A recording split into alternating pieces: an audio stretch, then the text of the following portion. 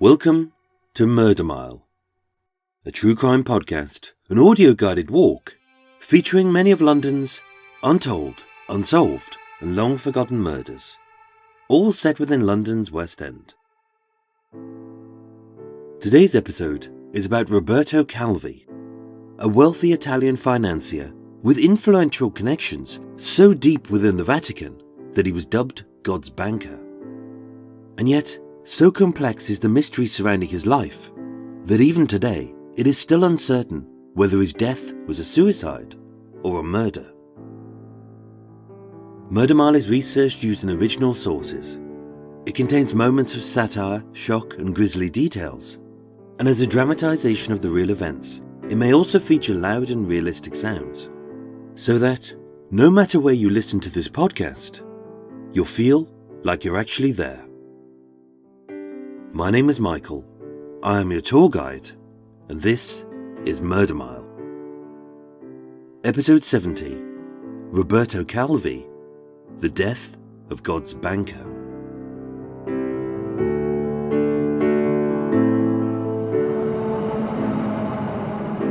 Today, I'm standing under Blackfriars Bridge, WC2, a wrought iron structure constructed in 1869, which stretches 105 feet wide and 923 feet long, and is one of 9 bridges over the tidal stretch of the River Thames, between the Tower of London and the Houses of Parliament.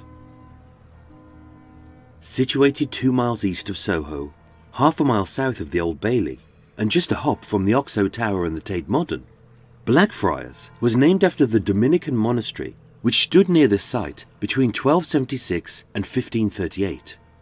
And with black being a reference to the habits worn by the monks, and friar deriving from the French word frère meaning brothers. Hence this became Blackfriars Bridge. Following the building's destruction during the dissolution of the monasteries, just so that bloated, pasty and undercooked chicken McNugget lookalike Henry VIII could play a barbarically realistic version of Shag, Marry, Kill, Blackfriars is no longer a place of religious significance. Instead, 100 feet east is Blackfriars Station, where every day long lines of soulless, dead-eyed commuters trudge from desk to door, having injected 6 shots of neat caffeine into each eye to stop their chins scraping along the floor, as they all mutter in unison, "I hate my job, I hate my job, I hate my job," and repeatedly stab a small-cocked voodoo doll of their boss, made from a realistic mix of lads mags, old CVs and dog shit. And although flanks of desk-bound drones escape their sad little lunches with the other losers by jogging, secretly hoping that if they twist an ankle, break a leg or hack up a noxious lung, they'll be granted sick leave. As they run along the north side of the Thames and under the steel beams of Blackfriars Bridge, they pass the site where the stress of a fellow office worker's job drove him to death. As it was here, on Saturday the 18th of June 1982, that the body of a mysterious banker called Roberto Calvi was found hanging. But was this a suicide or a murder?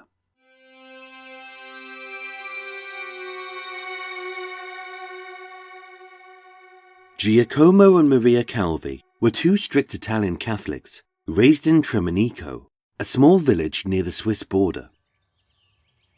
Born to rugged mountain folk who worked hard, lived simply and spent frugally, although the family's modest home overlooked the affluence of Lake Como, as a fiscally astute man, Giacomo became a successful manager at Banco Commerciale Italiana, and yet the couple renounced wealth, prestige and privilege, choosing to live a life which was simple, drab and austere. Having uprooted for work, Giacomo and Maria relocated 60 miles south to Milan, Italy's second city. It truly was a culture shock for the conservative couple, moving from farmland to a financial capital, from livestock to the stock exchange, and from a commune of 70 people to a sprawling metropolis of 7 million strangers. Milan was a city of excess, immorality, and opulence. On the 13th of April 1920, it was here that their oldest son Roberto was born, surrounded by everything the wide-eyed boy ever wanted in life: money, power, and fame. Described as an arrogant loner who was obsessively secretive, Roberto was a bright but quarrelsome student who often fought and spent time finding ever more imaginative ways to make money, to buy the finer things in life that his tight-fisted parents had shunned: good food, fine art, and fancy clothes.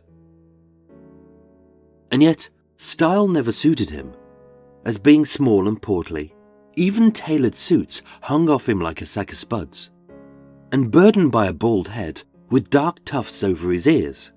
His hair consisted of an unfashionable toothbrush moustache fixed under the middle of his wrinkled, stern, and grumpy face. For those formative years, he dreamed of wealth, but simply being rich would never be enough. Roberto's life was uncertain, as having dropped out of a law degree and enlisted at Turin Military Academy, being unable to join the Air Force owing to his chronic vertigo. In 1971, Second Lieutenant Calvi was sent to the Russian front. A brutal experience where the ravages of poverty and hunger was etched into his brain forever. With the war over, in 1975, Roberto became a bank clerk at Banca Commerciale Italiana, a stuffy provincial savings bank. He hated the work, the people, and the rules. But seeing banking as his quickest route to wealth, having later been given a 3-month trial at Banco Ambrosiano, the bank became his life. Established in 1896, Banco Ambrosiano was a small savings bank built to provide financial services for Roman Catholic institutions. So central to its ethos was the church that any prospective employees had to submit a baptismal certificate of trust to prove that they were a good Catholic. But 50 years on, steeped in creaky old traditions, very little had changed. But Roberto saw promise. Roberto rose quickly through the ranks, from clerk to manager to personal assistant to the CEO and to general manager in 1971. And by 1975, he had been promoted to chairman of Banco Ambrosiano. Although he was an arrogant, secretive, and deeply obsessive loner, seen as a great innovator who would shake up its stifling rules and modernize the bank, under his leadership, Banco Ambrosiano would become Italy's second largest bank. And seeing this as his own empire, he was eager to expand. By the late 1970s, Roberto was rich, powerful, and successful.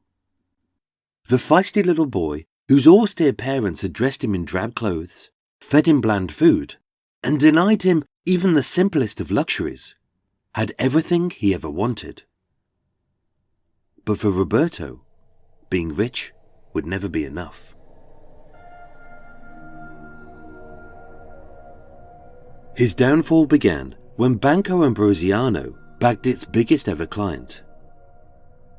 In 1972, Michele Sindona, financier of the Franklin National Bank, introduced Roberto Calvi to Archbishop Paul Marcinkus.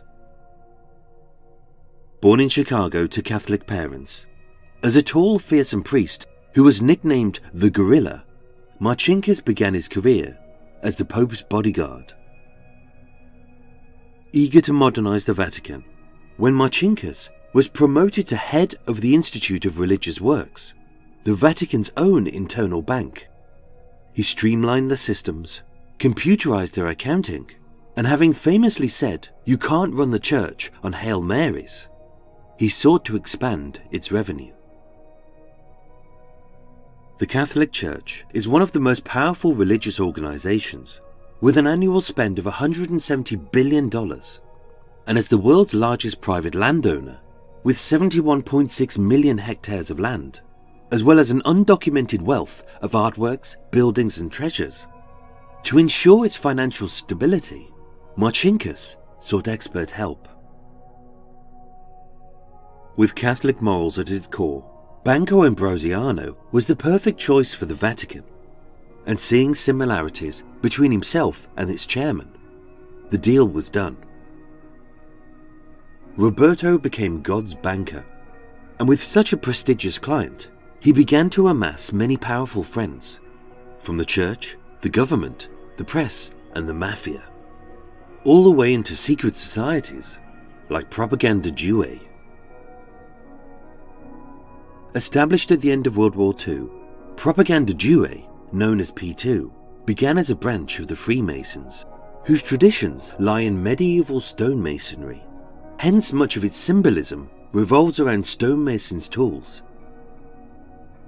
Splintering from the Freemasons in 1976, under the command of its fascist Grand Master, Licio Gelli, P2 spawned into a highly secretive organization comprising of only the top tier of Italian's most powerful men, including politicians, judges, businessmen, bankers and journalists, to establish an ultra-right-wing group who controlled all aspects of the Italian government, often described as a state within a state.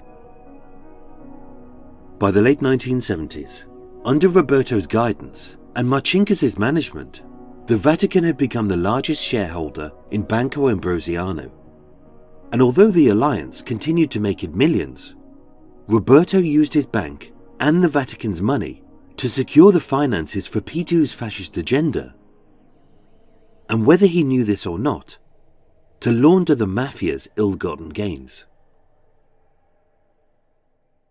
Roberto was about to make himself, the bank, and its primary shareholder, the Vatican, very rich.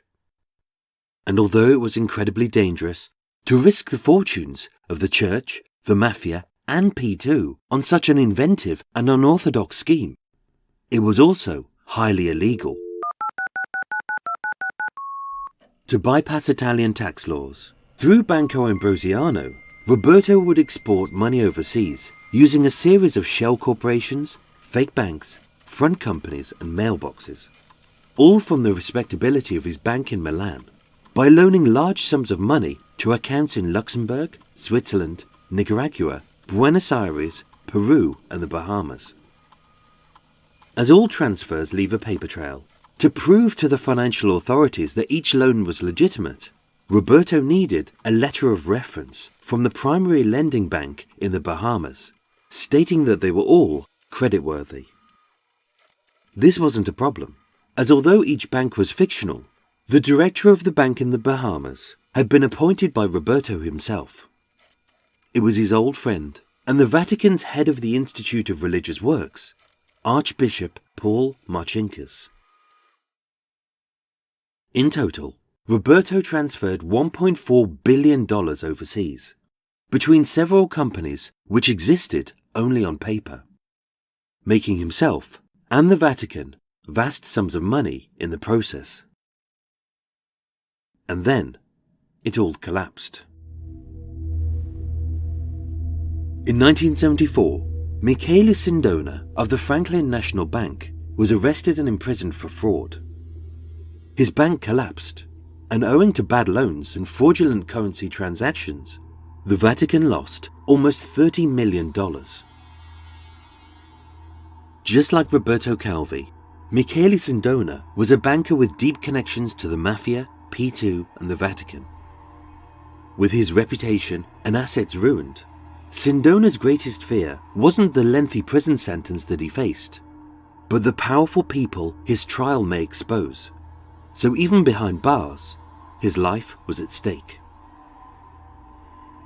On the 11th of July 1979, Giorgio Ambrosoli, a court-appointed liquidator investigating Sindona's fraud, found evidence of criminal manipulation, linking an American bishop to a Milanese banker.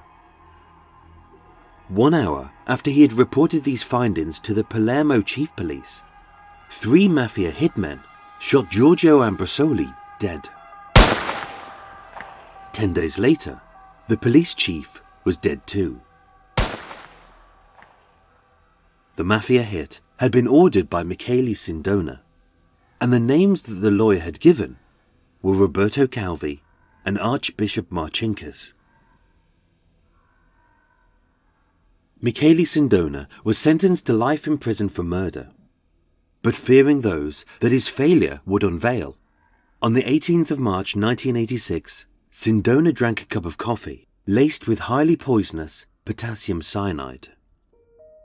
He died instantly, and even today it is uncertain if his death was a suicide or a murder. Sindona was the first piece to fall, but many would follow, and more deaths were to come.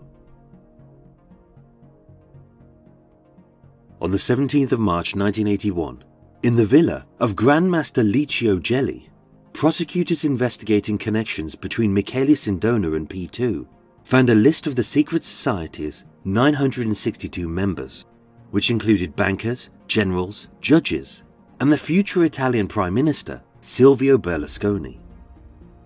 And with their members unmasked, P2 was dissolved. A few weeks later, with the authorities having identified $27 million worth of Italian lira, which had been illegally exported overseas by purchasing shares in foreign banks, Banco Ambrosiano's chairman, Roberto Calvi, was arrested. He was given a 4-year suspended sentence, a fine of $20 million, and was placed on bail pending his appeal. All the while, Archbishop Marcinkus was kept away from the Italian investigators. As with the Vatican being a sovereign state, he was outside of their legal jurisdiction. With his passport confiscated and his accounts frozen, Roberto Calvi was a sitting duck. Fearing for his wife and children's safety, having spent close to $1 million on alarms, cameras and barriers, a bulletproof car, private jet hire and 10 armed security guards. With his impending trial about to expose the mafia, P2 and the Vatican's involvement in fraud, he had his family flown out of the country. Having illegally transferred $1.4 billion of Banco Ambrosiano's stocks overseas, money which belonged to its powerful and deadly investors, Roberto had no way to plug this deficit without the investigators spotting the fraud. And with the money missing, the bank, along with its clients' funds, would collapse. On Monday the 5th of June 1982, Roberto sent a private letter to Pope John Paul II, warning him of the bank's collapse, of Archbishop Marcinkus' involvement, and the impact this would have on the church. 5 days later, on Friday the 10th of June 1982, Roberto Calvi disappeared. Aided by his underworld contacts, Roberto was smuggled out of Italy in a speedboat driven by renowned smuggler and now his bodyguard, Silviano Vittor. In the back seat of an inconspicuous little car, Roberto was driven to Klagenfurt in Austria, where he stayed for 2 nights, hid in shady hotels, and made calls on payphones to his wife Clara, his daughter Anna, as well as trying to secure a $1.2 billion deal with Italian financier Francesco Pazienza. And all the while, by his side, sat a black attaché case, in which it is believed contained incriminating evidence linking P2, the Mafia, the Vatican, and Banco Ambrosiano. On the evening of Tuesday the 14th of June 1982, Roberto met with 2 trusted allies, Flavio Carboni and Hans Kunz. Unusually, the meeting was unplanned and what they discussed was uncertain. But what was said caused him to change his plans. Panicked, Roberto was driven to Innsbruck, and under the ruse that Roberto was an executive for Fiat, they flew straight to Gatwick. Why he fled to London? Nobody knows. But keen to keep a low profile, Hans Kunst booked Roberto into room 881 of Chelsea Cloisters. a drab, shabby student lodging at 87 Sloane Avenue. But as much as he hated it, he knew this was the best for his protection. No one would think to come looking for him here. Becoming increasingly paranoid, Roberto became a self-imposed prisoner. And always, by his side, was his bodyguard Silviano and the black attaché case. As hard as he strived to rescue his ailing bank, his world was about to implode.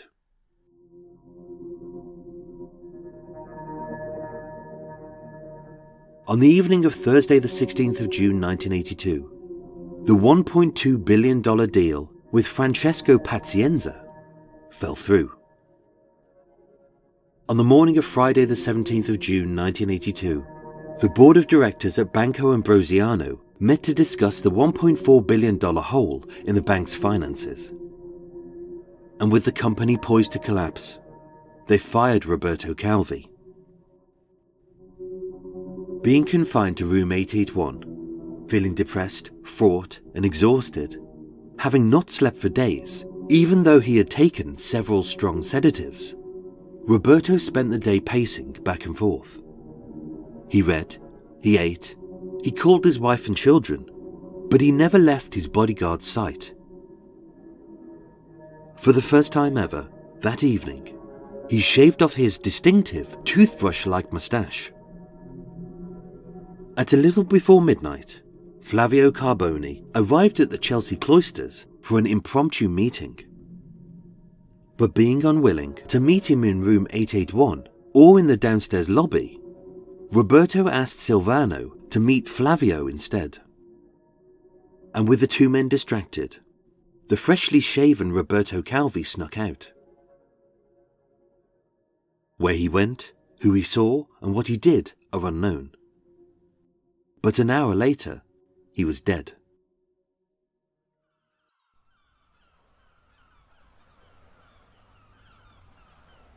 His body was discovered at 7:30 a.m.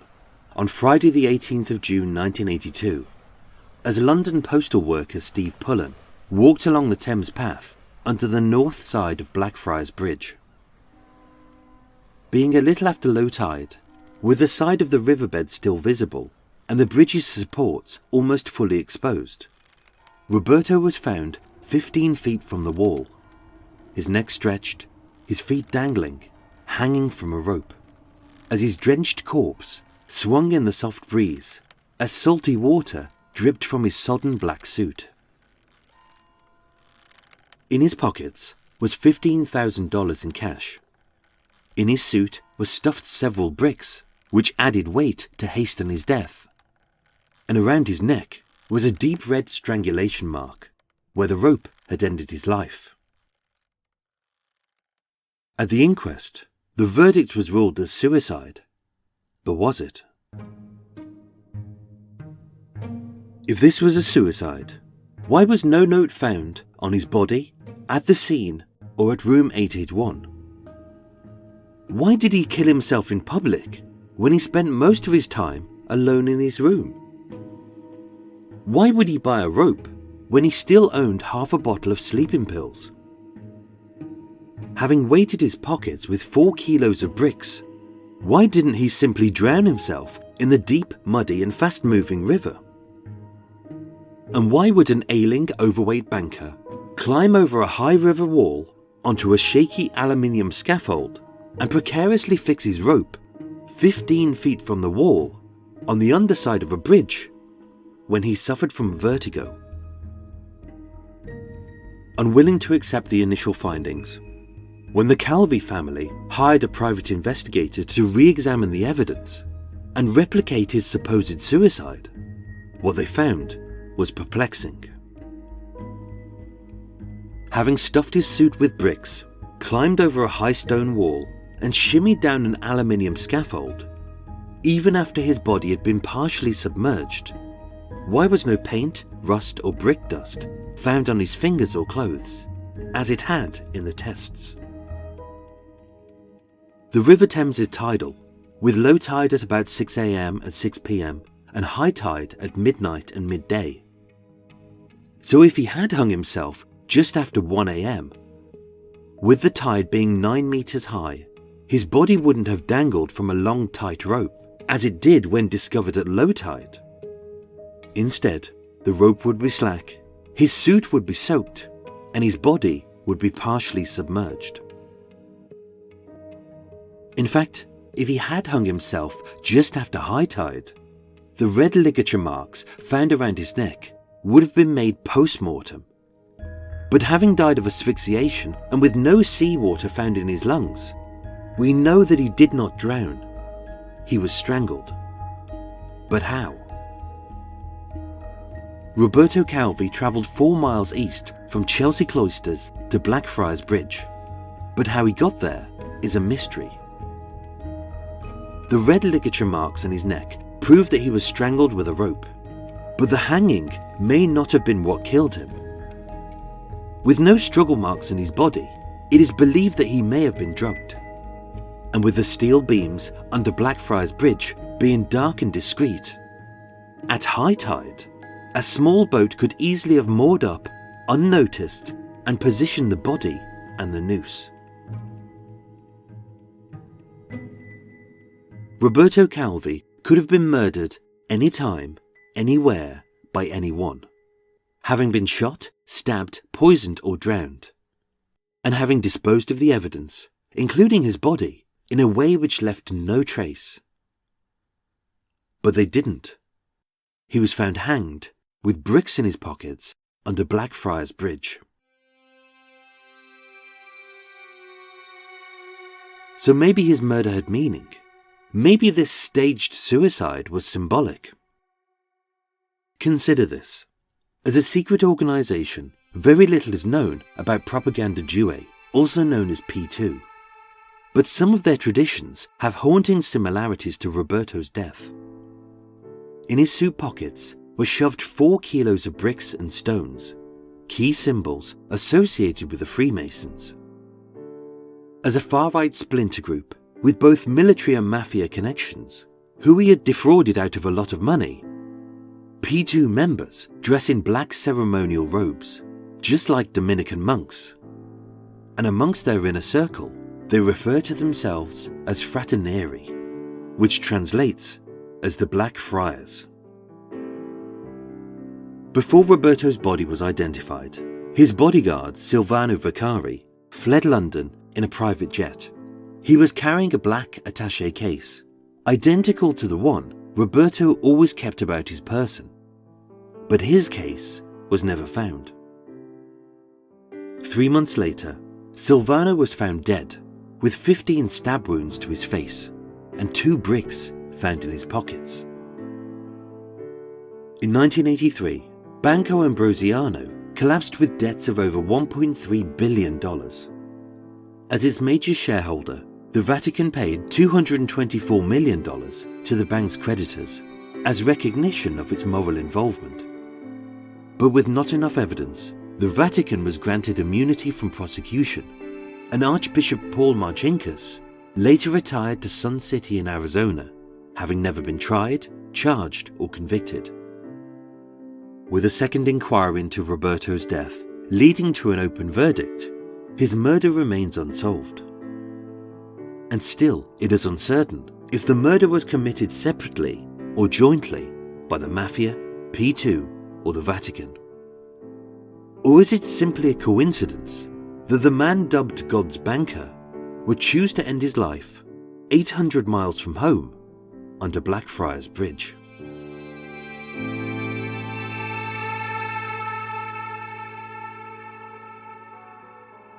Ladies and gentlemen, thank you so much for listening to Murder Mile.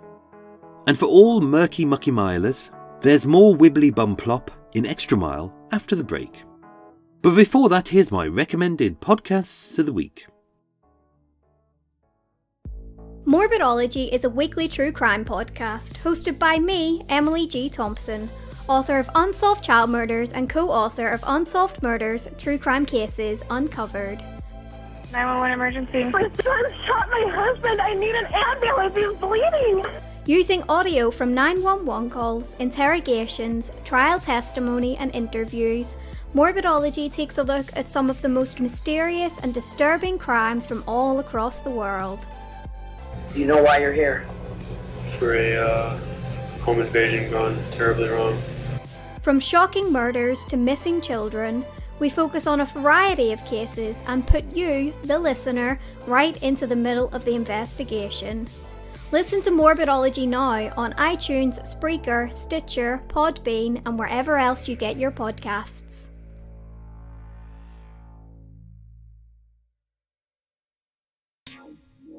Have you ever been reading through a stack of comics and thought, maybe I should see what this Arkham Asylum game is all about? Or been playing Marvel vs. Capcom and felt like you were at a real disadvantage since you didn't know who half the characters were? Well, Play Comics is the show for you. I'm Chris, and each episode we take a look at video games based on comic properties and how well they stick to that source material. So whether you know the comics and want to know how all these games work, or you know the games and want to find out where all this craziness came from, go check out Play Comics at playcomics.com or wherever you find your favorite podcasts.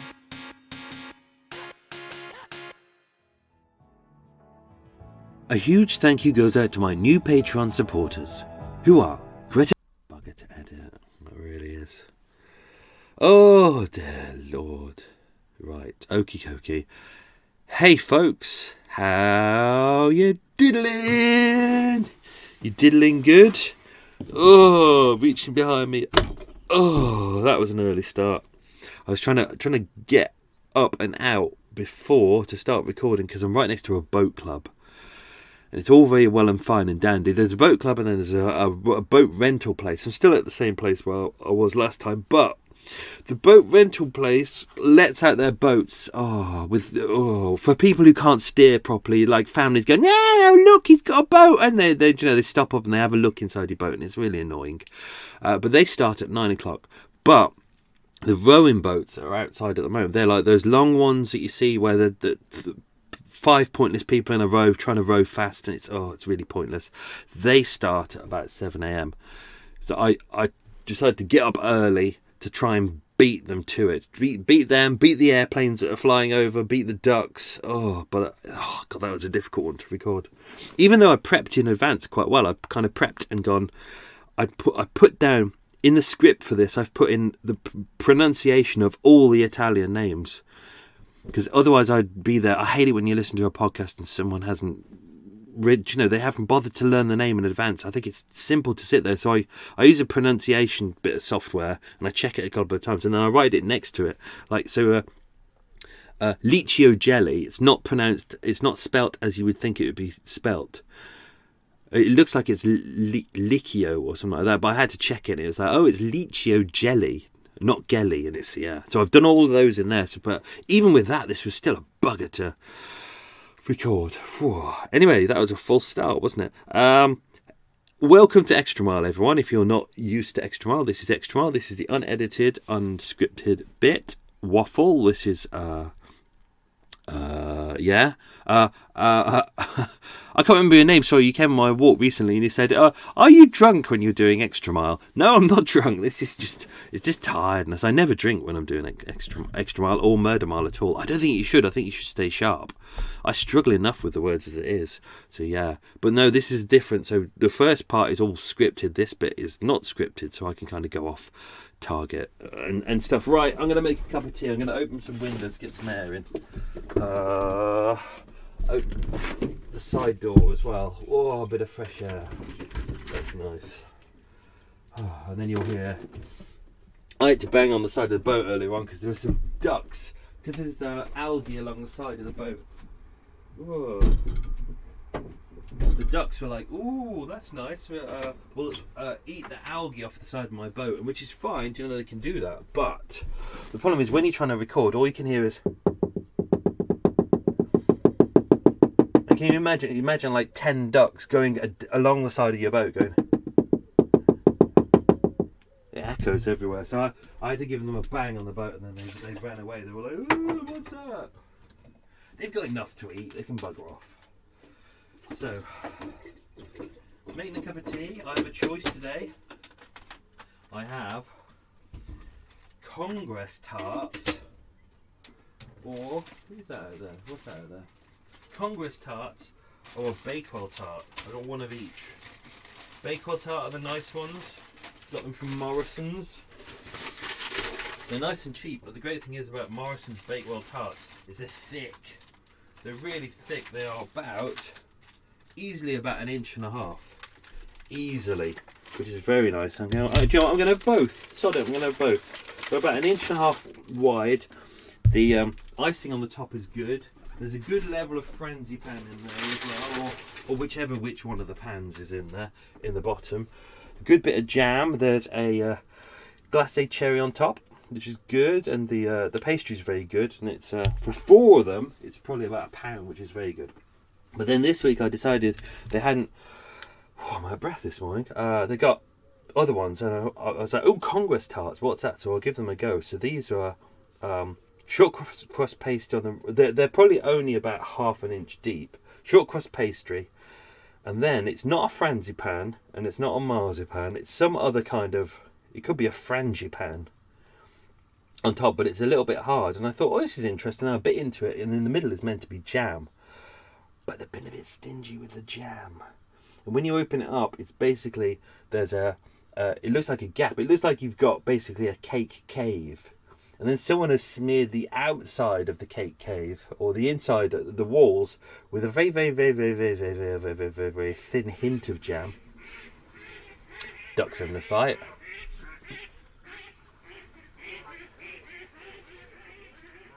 What a noise. Glad they did that now and not earlier on. They went past earlier on, they were being really noisy. Yeah, so the cake cave, the walls have been lined with a very, very thin coat of jam, but that's it. So basically you go, oh, this looks nice, and then you eat it, and it's just basically cave air. So, just waiting for the... oh, hang on, I haven't put my tea bag in. I haven't done my sugar. I haven't done all the essentials. Oh, dear. Sorry, I'm tired. It's been a long week. Lots of early starts. I'll explain that in a second. There we go, pop that there. You can join in if you like. You can make a cup of tea while I'm making a cup of tea. That'll be fun. So, where are we? Okay, yeah, so yeah, I've got my 2 cakes in front of me. I might have both, I think. Yeah, I think I might treat myself. So, I'm going to announce it now. Winter is coming. Winter is coming. Yes, winter is coming. You may not think that. You may think, oh, we're still in August. You know, winter's not coming. Oh, by the time you get this will be... When does this go out? This is like the 21st of August, I think. Because this is episode 70. You would have just listened to Meander Mile 2, the Covent Garden one. I've already recorded, as you know, the next 2, and this is the one after that. So by the time you listen to Meander Mile 2, I'm recording this, but I'm not going to edit it just yet. I'm dog sitting for my brother in what is technically, but yeah. By the time you listen to this, I think I'll be dog sitting. So I'm recording this and writing and recording here because I can't write and record anywhere else. I just can't focus. But I think I'll be able to record at his. So I'm going to hopefully record and write and record these episodes 70 and 71 and edit them there. Because I can't write it anywhere else. I've tried before and I can't do it. Yeah, winter is coming. Winter is coming. I've said that. Winter is coming. This is not a Brexit thing. This is winter literally is coming.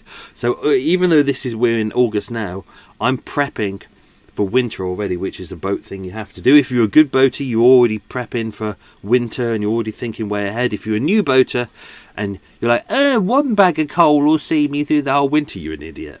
So, yeah, I'm at my most northerly point at the moment. Normally I go a bit further, but I had to hang the boat back to do some repairs and things like that. But now I'm at the point where I turn and then I come back the other way and start heading into town. There goes those pathetic boats again. Oh, get a hobby. Get a hobby, you losers. Like podcasting. Yeah, do a podcast about rowing a boat. That would be dull, wouldn't it? So most northerly point, I'm about to turn around and head south, head back to the city. I kind of head through the city in the winter months, and then I end up west at the start of the kind of end point of winter. So, but what I'm doing now is I'm stocking up on logs at the moment, which is great. It's a perfect time of year to do it. When everyone else is sweating away and going, oh, let's get some barbecue stuff, Muriel. What I do is I go, right, winter. So I go into Poundland, and in Poundland, not too far from here, they're selling away all their fire logs for like £1, or as you'd expect in Poundland. But everywhere else, like if you go into Sainsbury's and stuff like that, it's like £2.50 for a fire log. So I've got all those. I just stock up my bag. I go, right, 10 more fire logs, and they weigh a ton, but I come back with them. And then I'm going to pick up some more later on. And then sort of boxes of firelighters should be £3, down to 69p. Bargain. There goes my tea. So that's what I'm doing now. I'm stocking up for winter. So because everyone else waits until it's cold, and they go, oh, it's starting to get cold, and that's when they start buying the coal, which is ridiculous. I do my turn. I'm not going to say where I get to, but I get to a special place on the water where I know I'm going to be, and the coal boat comes out, and then what I do, and that's normally around October time, and then I message the coalman, I go, oh, can I have a third of a ton of coal, please? And that's normally around the start of October, which I'll do the same this year as well. Start of October, quarter of a ton of coal, about 15 bags of logs, loads of kindling, because he'll have loads, because no one will be buying it by that point. Everyone will be like, oh, it's not cold enough to do it yet, but I'll be stocked up. So that's what I'm prepping for, which will be good. So I'm going to start stocking up on coal and logs. Might have to start prepping for tinned goods because of Brexit.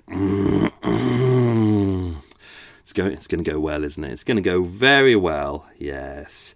I think I might buy a riot shield as well, just in case, for when all the riots kick off. And maybe I should start stockpiling cakes for when there's no food left on the shelves. God help us all. Really, God help us all. If I do stockpile cakes, this boat will probably tip over because of the weight of all the cakes. But then I'll have to eat all the cakes, which would be great. So I'm recording this. This is Saturday the 3rd of August, 2019. We're way ahead. As I mentioned, a bit ahead of myself. I'm in kind of a nice place-ish. I quite like it here. It's a bit peaceful. It's near a train station. There's some moo cows in the field just opposite, and I know some of the boaters as well. They're all very pleasant, very nice, which is good. There's a man opposite. There's loads of... On one side, it's kind of a nice path, and on the other side is some relatively posh houses. Not super posh, but relatively posh for the area. And everyone has kind of a kind of a riverside view, but for some reason they hate the boaters. It's like they want a riverside view, but they hate the boaters, and the boaters were here before. The boats were here before their houses were, but they're like, oh, no, we paid money to be here, so you need to bugger off.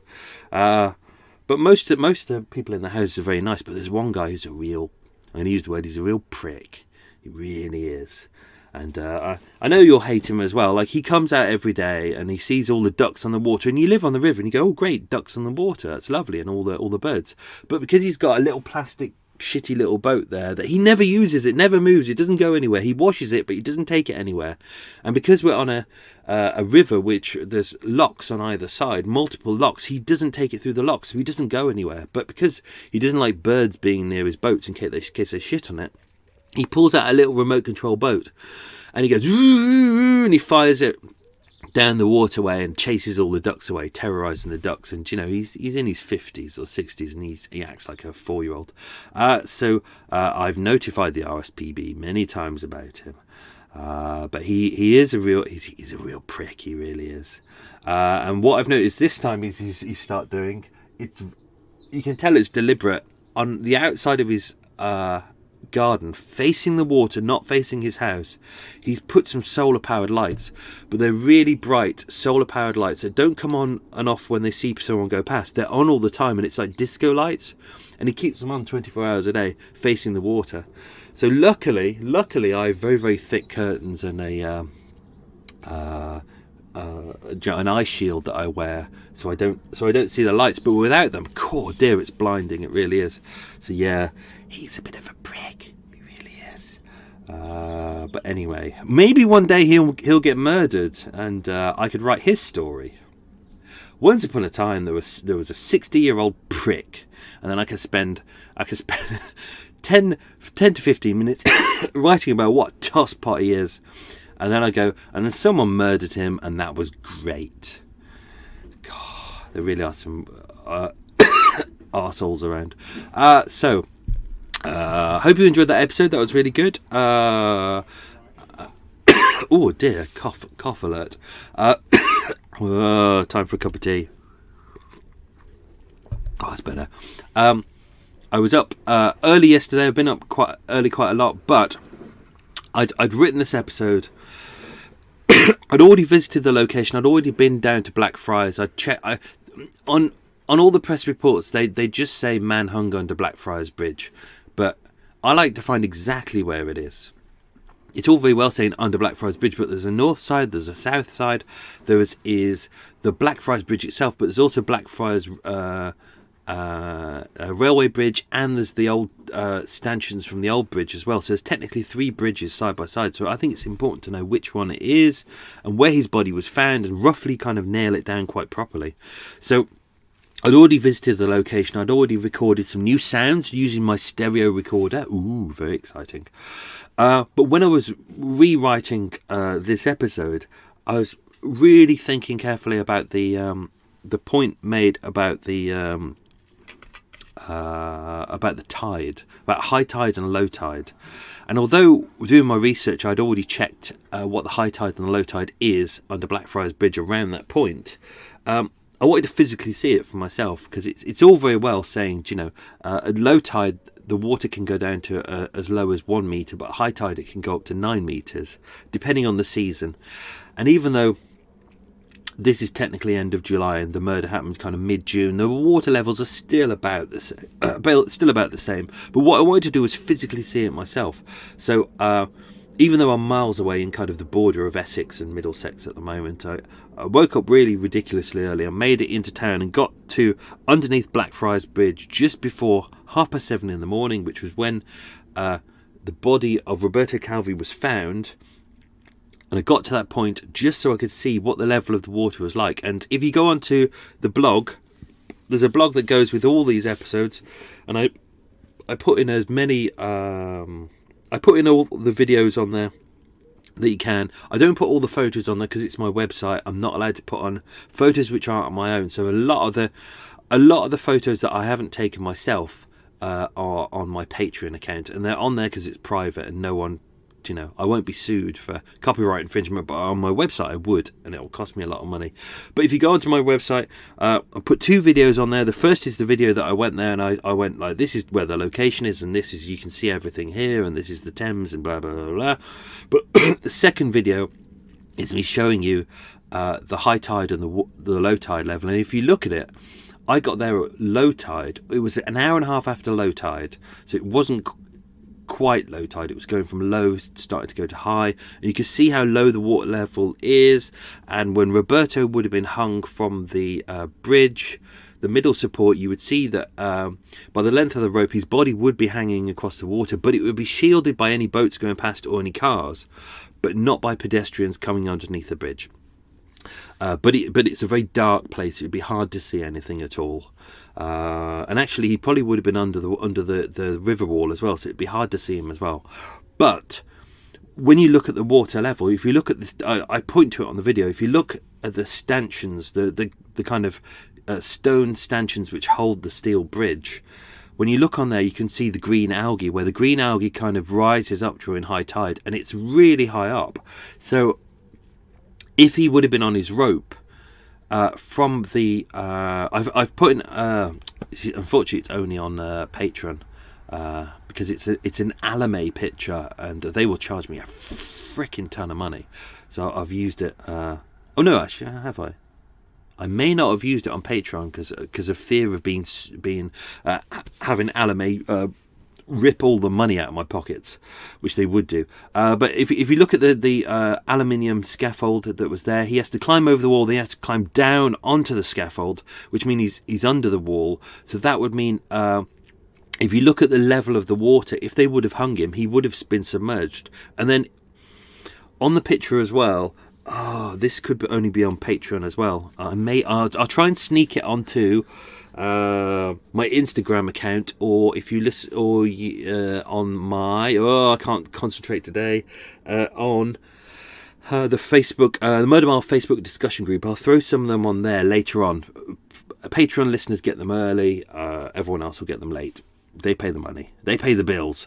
But you'll see that when Roberto was pulled out of the water, his suit was incredibly crumpled. It was wet. It was really soaked. You could see in his pockets where they'd put bricks to weigh him down. So, yeah, the tides are really important on that one.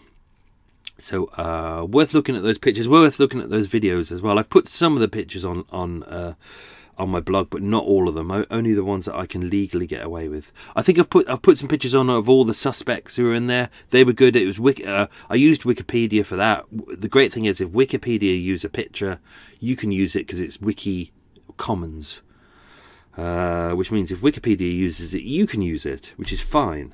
As long as you link back to Wikipedia, which I've done, but you can't just steal any photo off Google. Otherwise you get screwed like I did. 300 quid for 4 photos. They weren't even good photos either, so you've got to be really careful. If you've got a blog and you've used other people's pictures, be bloody careful.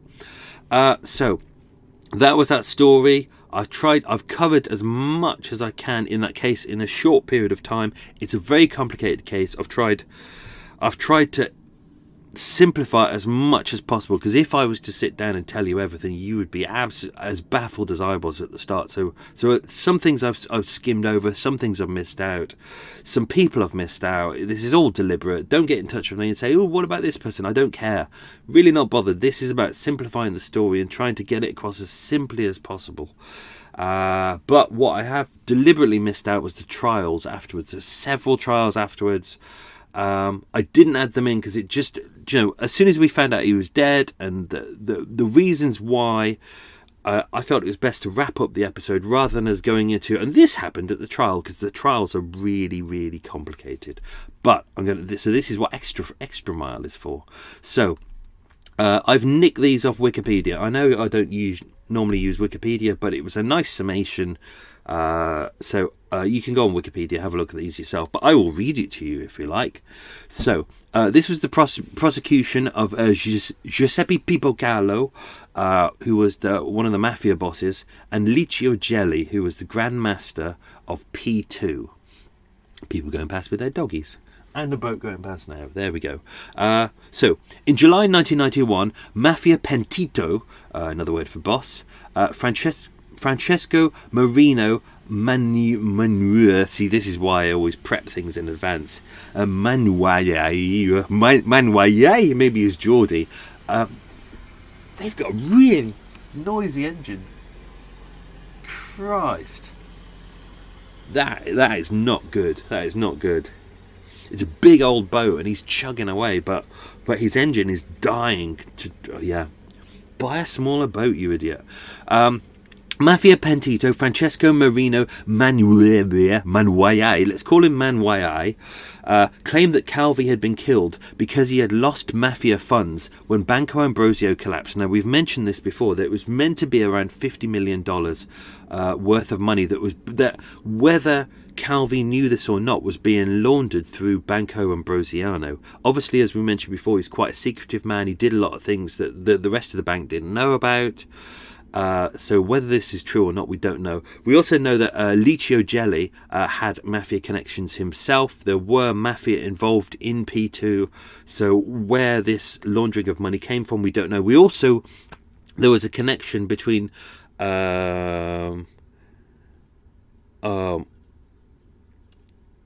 what was his name? The guy from Franklin National Bank, Sindona. Michele Sindona. There was a connection between Michele Sindona and P2 and Banco Ambrosia. He was paid a certain amount of money from Roberto Calvi. So, according to Manuel, I'm going to keep that name. According to Francesco Manuel, the killer was Francesco Di Carlo, a mafioso living in London at the time, on the orders of Giuseppe Callo. Now, he is Giuseppe Pipocallo, the mafia boss. He's not the Don, but he's a mafia boss. And Licio Gelli, so the Grand Master of P2. Di Carlo became an informer in June 1996 and denied that he was the killer, but he admitted that Callo had approached him to commit the murder.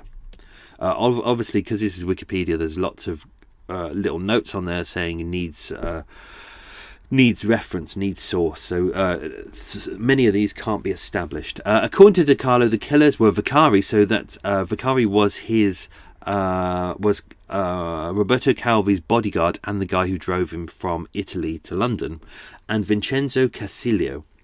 He doesn't appear in that story because I took him out. Who belonged to the Camorra of Naples. That's the kind of mafia family in Naples. Both of them were later murdered.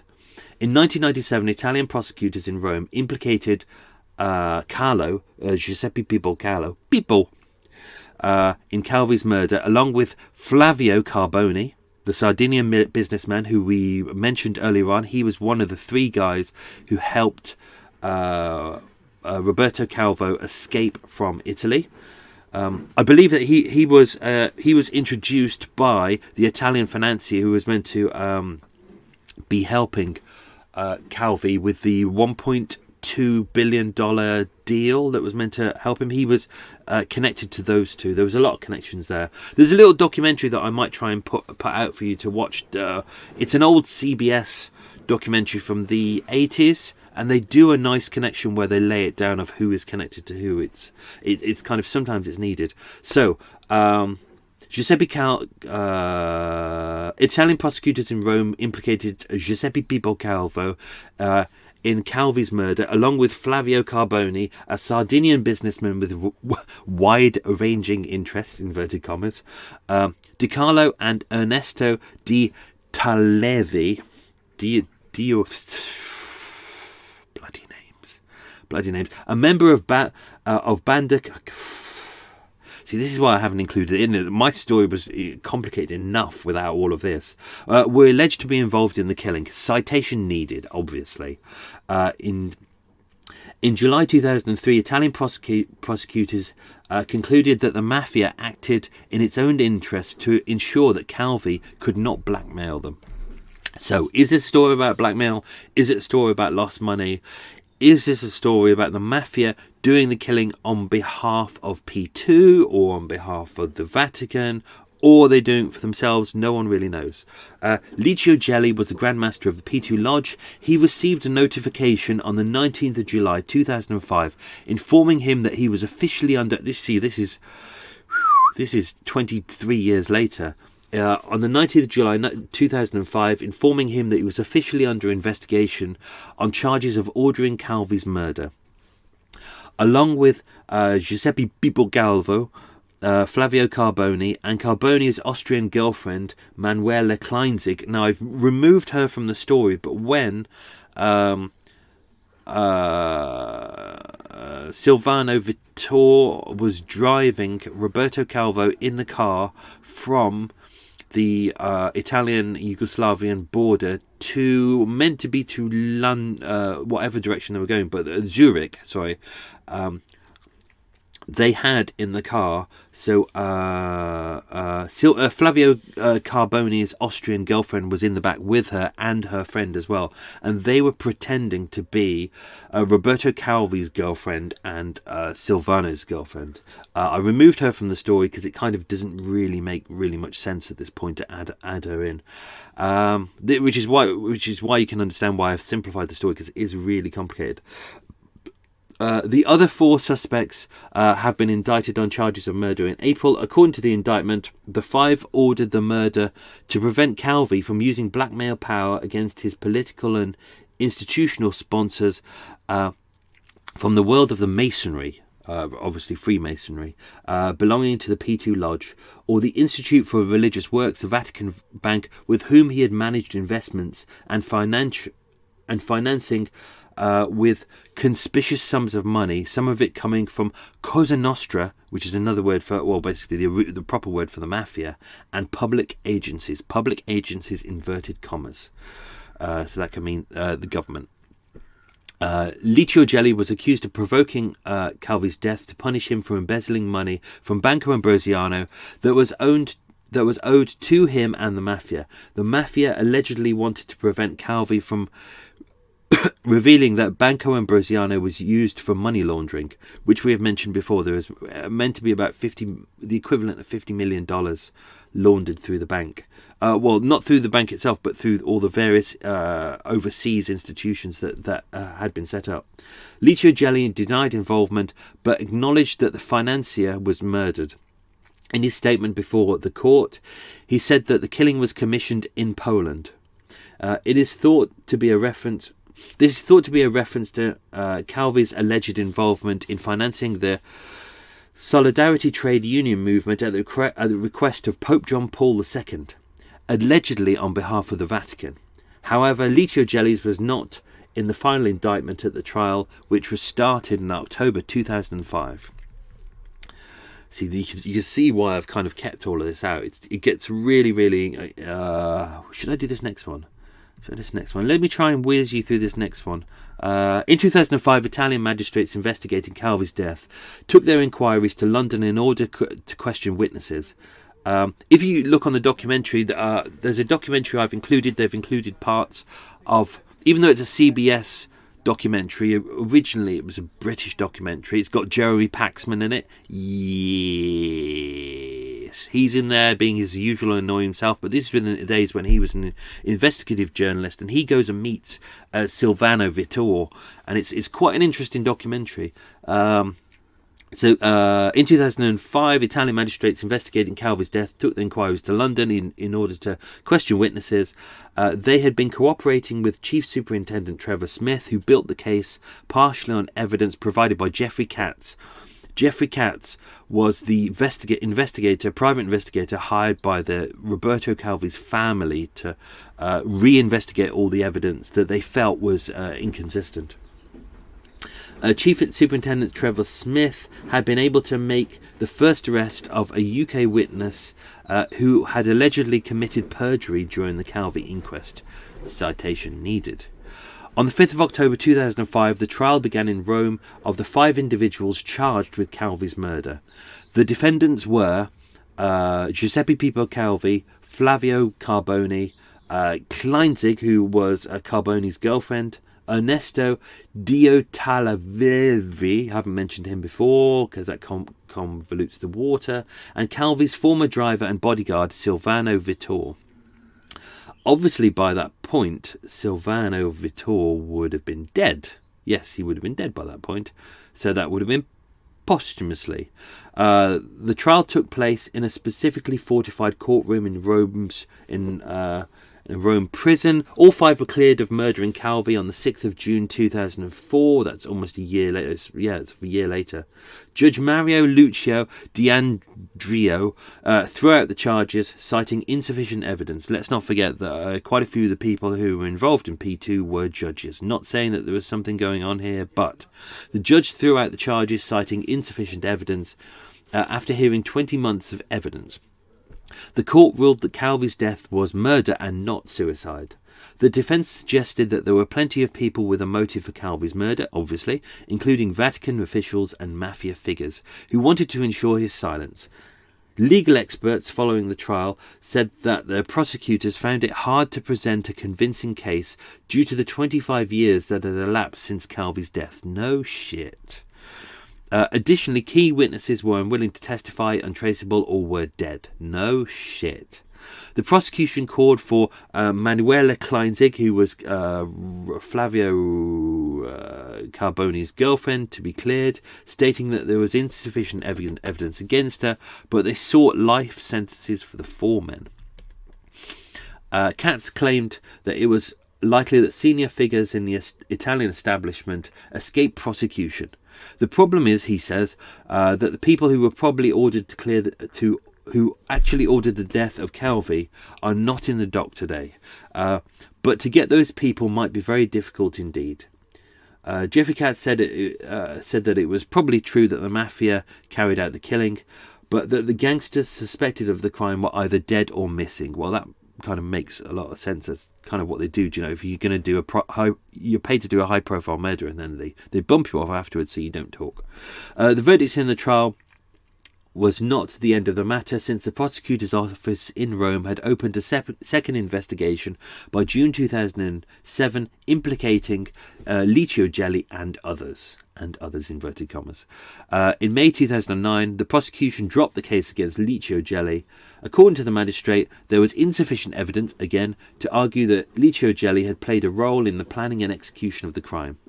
On the 7th of May 2010, a court of appeals confirmed the acquittal of Giuseppe Bibocalo, Flavio Carboni, and the other guy, Ernest Thingamajig. So they were all acquitted. Prosecutor commented that Calvi had been murdered for the second time. So what they're saying there is that he had been strangled first and then he had been hung. On the 18th of November 2011, a court confirmed the acquittal. Giuseppe Bibocalo, as of now, is still currently serving life in prison for unrelated mafia charges. So, it's still a little bit unsure and unsketchy, really, what's going on there. It's a real